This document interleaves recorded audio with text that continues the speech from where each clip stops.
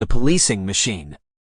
Enforcement, Endorsements, and the Illusion of Public Input. By Tony Cheng.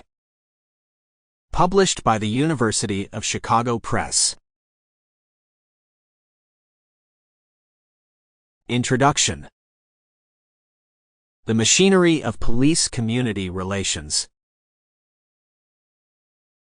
November is prime time for fundraisers in New York City. As 2018 neared its end, I got invited to an event called Excuse to Dance.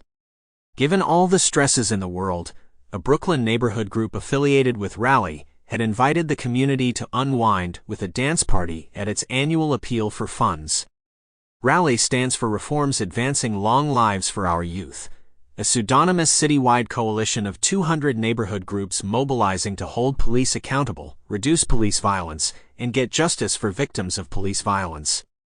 The night's theme contrasted with Rally's past 2 months' work in Brooklyn, where it had been fighting cases generated by cop watchers at the West Indian Day Parade, marching against white supremacy, gentrification, and police brutality, and recruiting donations and volunteers each day to fulfill even basic administrative tasks in the office, a semi-dedicated space tucked into the Brooklyn Rally director's apartment.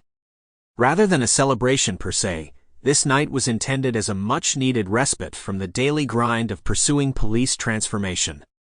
Organizers of the inclusive event charged a sliding-scale admission, advertised cheap alcohol, and promised not to turn anyone away.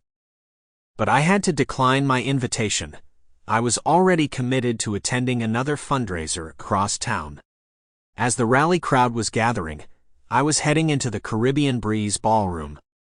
Its bright exterior lights were visible from afar, and on this night the green and orange of its neon signs mingled with the flashing red and blue lights of 3 New York City Police Department vehicles that were illuminating the venue's entryway. Inside, I was struck by the grandeur of the event. Guests dressed in suits and gowns gathered around cloth-covered numbered tables adorned with fresh floral centerpieces and socialized when they weren't visiting an abundant buffet offering everything from steak and shrimp to Jamaican beef patties. In contrast to Rally's Excuse to Dance, the 55th Precinct Community Council, one of the resident-run boards established in the 1940s in every New York City police precinct to strengthen police-community relations, called its fundraiser an awards dinner dance celebration. Tickets cost $90 a head. The two events may have overlapped in the time they were held, but likely not in the guests they attracted. I attended the awards dinner dance at the invitation of Jeffrey Rosen, one of the evening's honorees. In fact, that night he would be receiving his second Community Service Award. Sample complete. Ready to continue?